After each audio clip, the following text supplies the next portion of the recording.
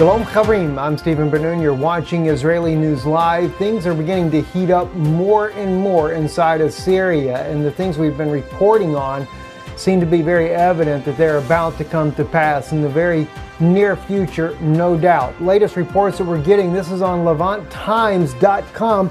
Russian special forces have arrived in southern Syria after U.S. airstrike on an army convoy. Now, the place that they've actually arrived at is called the place called Al-Suwaid. That just give you a quick idea on the map here. Taking a look right here, Al-Suwaid is right here in this area here. Just over here is where, right across this area here, you can't even see the road on this map the way I got it blown up right now.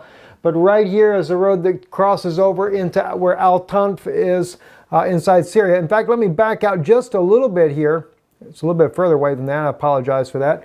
But anyway, U.S. forces are in this region right here.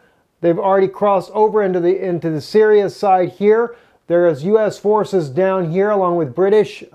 We also know that Norwegian forces, Special Operations Forces, cross over into this area here, according to reports that are coming there out of the Middle East there. Now let me back out just a little bit more because I want you to get a better idea of what's going on here in the country here from what we're seeing ourselves.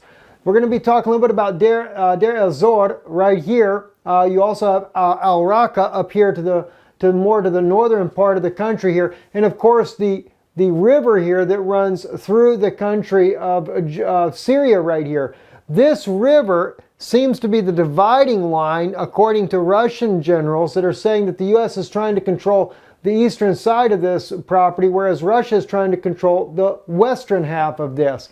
But at this point right now, we're dealing with some other issues that are happening in here. Let's kind of look at what we got going on here. One of those issues happens to be that today Russia unleashed the Caliber cruise missiles. 4 of those cruise missiles they sent towards Palmyra. Now, going back to our map right here, Palmyra happens to be right here, pretty much the midway point between Damascus to the west. You have Homs up here, but Palmyra, follow the road on down, goes into Damascus. Let me just kind of share that with you so you can see that a little bit better. We have Damascus down here, straight back over to Deir el-Zor. And of course, Deir el-Zor being supplied by Damascus. This is also where Syria's airfield is that deals with all the fighting here to the east of the country. And we're going to kind of zoom in on that so you can see that. There it is right there, the Deir el-Zor airport. This is the very runway right here that the Syrian military has been using in order to fight ISIS, to fight the militants, to fight the Free Syrian Army, etc. And this is something that the U.S. coalition would like to be able to take out, but they don't want to take it out directly because then that would look like that they have engaged in a battle directly with the Syrian military, something that could draw Russia into the conflict. And that's only a probability. That's not an absolute that would happen. Iran, no doubt, it would definitely draw Iran into the battle. They've already promised that they would engage in the battle if that were to happen. I think that's something that President Trump would like to see happen because that would give him the opportunity to take down Iran, something that he figures is a major threat to the region, as well as Israel's Prime Minister Netanyahu also feels that's a threat. But at this point right now, what are we looking at? It's interesting that the U.S. coalition is actually right in this area here, both on the Jordanian side and the Iraqi side, Palmyra right here. And of course, ISIS still trying to regain Palmyra, where the Syrian military has already taken this area back, but it's still under a threat of the ISIS forces. And of course, Russia taking out more of those ISIS forces. Now, we might think, well, that's something the U.S. would like to do as well. Well, maybe not. According to Sputnik News, they did an interview with Brigadier General Mohammed Isi, who is a Syrian Brigadier General, and he is stating, as they show here in this clip here, that, excuse me, not clip, we're just looking at a photo here, but that the U.S. military has been seen working with Daesh, been working with ISIS all along. Now, we know that President Obama, under his administration, the creation of ISIS was certainly something very much seen by many critics alike, and different reporters have have all come to the conclusion that this is where the first beginning of the creation of ISIS all began. Even John McCain photographed seen with some of the very leaders of ISIS, this militant group that has been fighting all through the Middle East. And of course, it is believed that ISIS was created as a result of the disbanding of the Iraqi army. That's where the first stronghold of this force began at. Nonetheless, they continue to fight throughout the region inside of Syria, destabilizing it. We know that John Kerry's leaked audio says that the U.S. was watching ISIS as it gained control over Syria, waiting for them to take down Bashar al-Assad, and didn't do anything about it as a result, because that's exactly what they wanted in the end game. So, and not to mention the attack on Deir el-Zor. If you remember, last year, the U.S. coalition struck for over an hour targets inside of there. It did kill Russian special forces, something that Russia has never admitted to. But some 80-something military personnel were killed. 60-something were Syrian military. But there was about a dozen special forces from the Russian side that were also involved in the deaths there. This is one reason why Russia retaliated, striking in the mountains of Aleppo, the command center that ended up killing secret agents from a multitude of countries, including that of Saudi Arabia, Qatar, Israel, United States, and Turkey. So it's been very interesting how this has been going on from the very beginning. But now we see that Russia has moved their own special forces there after the U.S. did the strike there on the Levant Times. Says a military source confirmed that a group of Russian paratroopers and special forces have arrived in the southern province of Suaid after the U.S.-led coalition fighter jets targeted heavily a military convoy of the Syrian pro-government forces near the town of Al-Tanf at the border with Iraq. The source told Amman that the Russian military personnel are the region to advise the Syrian government troops in southern Syria, while also helping to deter any potential response from the U.S. Jordanian forces that have carved a niche in Suaid and Homs provinces. According to some of the media activists, the Russian forces are planning to build a base along the Suaid province border with Jordan. Now, that's not going to sit over too well. I can guarantee you that. I was already looking at an article earlier today from the Jordan news side as well, saying that Jordan will not accept any country that they feel to be a threat to their country, especially that of the Iran militias or even the Syrian military, some of their militias that are fighting along with them. But what if Russia builds the base? Interesting how that could end up going, no doubt. So anyway, U.S. seeks to prevent Syrian army control over the border with Iraq, and this is another article that brings that to light there, that the U.S. is there to stop Syria from being able to control that road that leads, as we were showing you. Let me just quickly jump that back over again. The road right here, Highway 1 inside of Iraq there, but that road, by the way, goes right straight to Baghdad, and that is something, a supply line that they do want to cut off between Syria and Iraq, something that why U.S. forces are there trying to control that access point, that nothing can go in or out from the country of Iraq inside of Syria. So it seems like that right now the U.S. coalition is working on cutting off supply lines in each direction, and may have some success in doing so.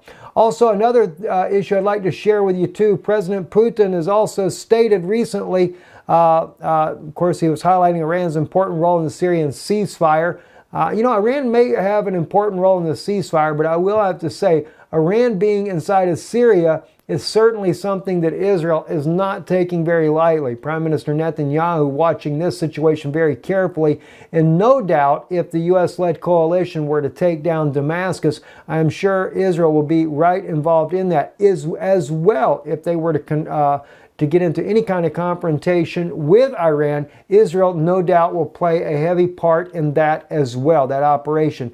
I'm sure this is why the F-35s were delivered to Israel, not just for having some free gifts there, hardware to be sitting on the ground, but no doubt the U.S. is intending to utilize Israel's pilots in any type of a war with Iran to limit the amount of U.S. pilots that would be involved.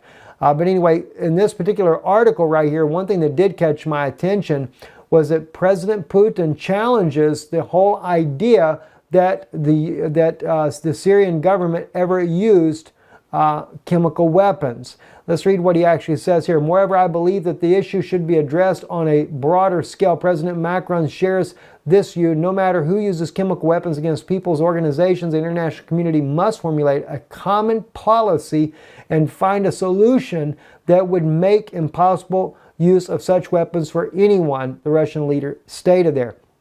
Putin highlighted the role of an agreement to establish 4 de-escalation zones in Syria, free from fighting between Syrian government and rebels, and called it an extremely important milestone towards a political settlement. However, he added that those zones should not become a prototype for future territorial divisions in Syria. On the contrary, expect that these de-escalation zones, if the peace is established and the people who will be controlling them will cooperate in the official Syrian authorities, the Russian president stated there.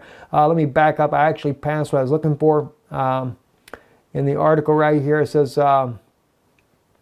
okay, here it is right here. The Russian president was asked about the Western claims that the Syrian government of Bashar al-Assad used chemical weapons against his own people. The Russian leader reiterated that the accusations were groundless and politically motivated. He reminded that when the alleged attack happened in the town of Khan Shakun in Syria's Idlib province on April the 4th, Moscow called on Washington and other interested parties to send inspectors to the Syrian airfield from where the alleged chemical weapons originated, as well as to the site of the bombings. However, both Russian proposals were refused by the Western partners, Putin said, adding, if any chemical weapons were used by the President al-Assad's official agencies, modern verification equipment would certainly find traces of this.